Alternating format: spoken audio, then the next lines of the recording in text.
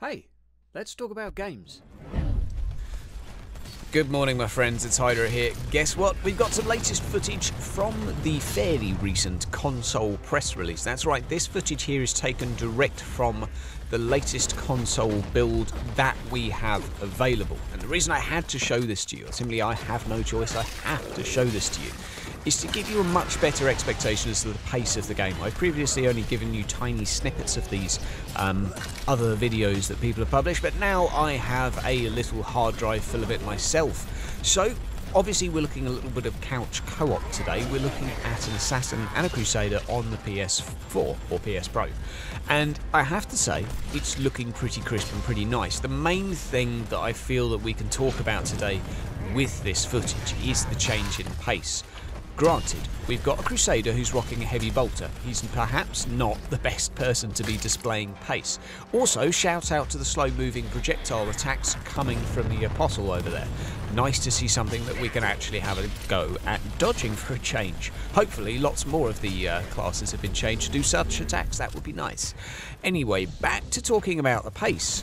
I want to know down in the comments what you guys are thinking about this, because this, for me anyway, looks like almost a different game. Now, I'm not saying it's perfect, I'm not saying it's the best game in the world, but if we're discussing pace, I feel that it's safe to say this looks very, very different. It looks... Now, in my view, it looks fairly similar. I'm only going to use the word similar to what I'd call a standard ARPG. Now, granted, it's nowhere near the pace of something that is stylized, cartoony, etc., and goes for sort of the bish bash bosh 100 attacks a second sort of style. However, I want to know what you think. How does this pace, and I would say maybe draw your eyes to the Assassin, because she's actually moving around compared to the Crusader. How does this pace compare with your expectations and what you would like to see? And while we're talking about it, it's worth pointing out that this is not the fastest your character can be. You can invest further into speed, therefore you are going to end up with one slippery bugger if you're playing the Assassin. As for the Crusader, again, even this is with a heavy bolter that still has the slower walking animation set for the heavy bolter. It's definitely quicker than it was, but I'm very curious to see a Crusader rocking another weapon. In terms of any other sort of minor changes here, there's not really a lot to pick up on. It looks like graphically there's been a couple tweaks and shifts, but otherwise things are looking pretty similar in terms of gameplay debuffs. Abilities, I haven't been able to notice anything new with the weapons. It still seems that even in B-roll footage no one really switches weapon particularly often. God knows how they're going to make the weapon switch feature sort of jump out at us and make us use it more, but for now it seems that even people playing these events and the press releases still... Two people falling over each other trying to open a chest. Can see that happening a lot. It does seem that people just simply don't use the weapon switch feature, myself included. I know some of you do. I know some of you do, and some of you love it. Now, obviously, this is one of the sort of warp incursion missions. Got to kill 3 gates. Nothing particularly new to us there. One thing I would say about this footage, and I also have some B-roll footage of picking maps and missions from the star map, etc.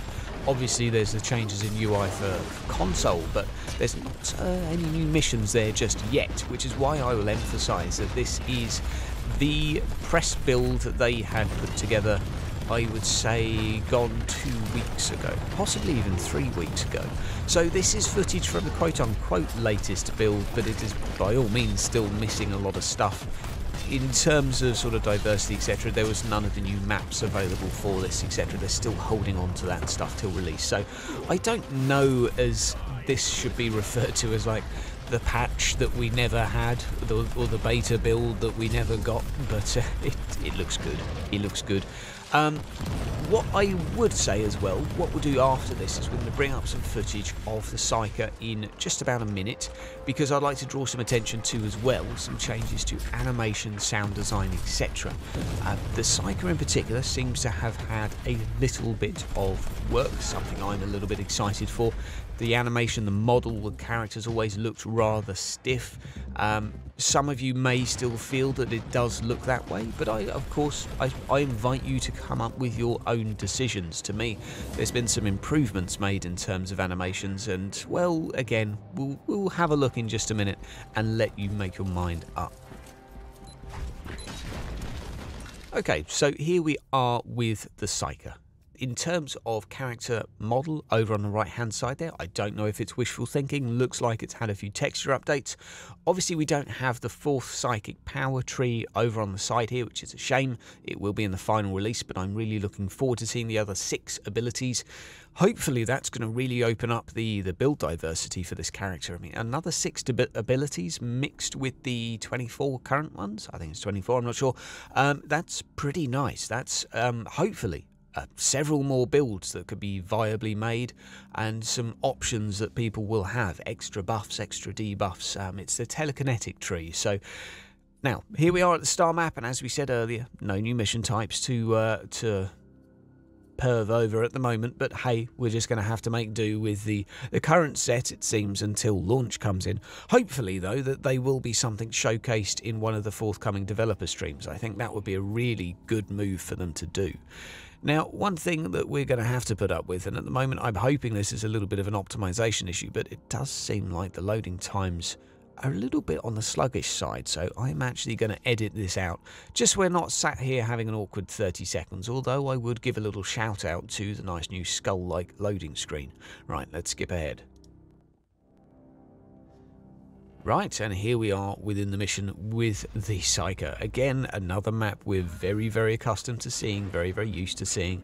Has it changed a lot? Has it got a lot of new assets on it? Can't tell at the moment. Just standing in a room with a bunch of pillars. But we have been told that the game has 300 or so new or revamped assets as such, so they're going to include tables, pillars, skulls, things on the floor, the chaos kebabs. You'll see one of those in a moment. That is literally, as it sounds, a bunch of bodies organised on a kebab. I don't think for the purposes of culinary benefit, but yes, that is one of the new assets.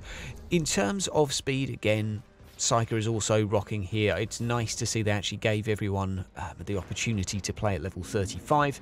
This isn't going to take you that far to get to. If this is a speed that occurs after leveling a little bit, getting to level 5, I mean, you'll be there within a week. It's not going to take too long. Maybe 2 weeks if you're playing on a very casual basis, but it's not going to take too long.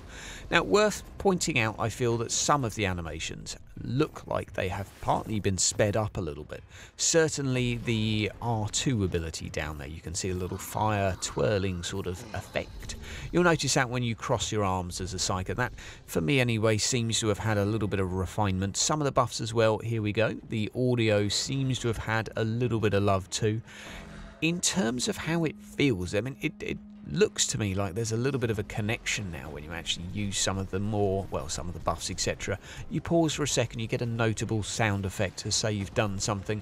It's a step in the right direction. Whether or not you find it satisfactory for yourself, obviously you are free to make up your own bloomin' mind. I feel it looks alright. It looks alright. Obviously, the game is difficult to compare to titles like D3, where we're just used to such a finesse of polish that, well, let's face it, they look beautiful. You can compare it probably to other games like Vulcan at the moment.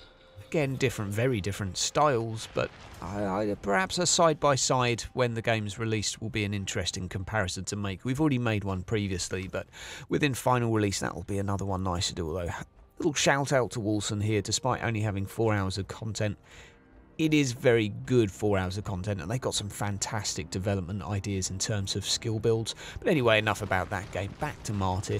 In terms of new things within these missions, I mean, one of the major gripes I've had over the past year really was a lack of random events, and it doesn't seem like they've implemented any more yet. We have been told that traps would be featured far more frequently. There would be more types of traps, more stuff happening basically. More stuff to make you go, oh, I wasn't expecting that. And it doesn't seem like it's here within this build, so fingers blooming crossed, because, well, what this looks like at the moment is sort of an extension and refinement of what we've already got. Going through a mission against an enemy faction you'll probably be very intimately familiar with fighting against after the first couple of hours. You know, the enemies do what the enemies do. There's not a lot of variety in terms of their behaviour, and there's not a lot of let's say skill sets that they enforce on the player. The Dreadnought has a few sort of smoke grenades here that you have to dodge. The Havoc has some other stuff. Shout out as well to the not copious amounts of suppression damage being done to the Psyker. It seems very safe to say that suppression seems to not really be an issue within this build. Difficulty wise, it's granted the Psyker is on a fairly easy mission. You know, you're doing plus 42 damage dealt, minus 37% damage suffered. This is a fairly easy mission. But however, suppression is not really an issue. You can see it going down a little bit, but that's nothing. About 4 seconds within cover's not going to sort of regenerate up. Not using the cover system a lot as well, I've noticed for a lot of these players on the B-roll footage. It's one thing I do wonder with this increase in pace is it sort of makes it seem fairly, well, in some ways easier to dart between cover, but in some ways actually more tempting just to juke and move around. And if anything, maybe it's going to make kiting even more attractive. If you've been following this channel for a while, one of the gripes we've had for some time is that kiting is just simply the best strategy, normally when you can outrange something, which is why I've always tried to maintain that I don't feel increasing range of any weapons, even if it is a sniper rifle, is a good idea, because it's just going to promote more and more kiting. Anywho, guys, I hope you've enjoyed the footage. I hope you found it interesting. Let me know what you think down in the comments below. Obviously, it seems like we're still missing certain things. There doesn't seem to be any particularly new assets, new mission types within this version. There doesn't seem to be, well, much other than refinement and change to pace. However, I do feel that the change in pace is really something that we should be discussing, because I really like it. Let me know what you think down in the comments below, guys, and have yourself a great day.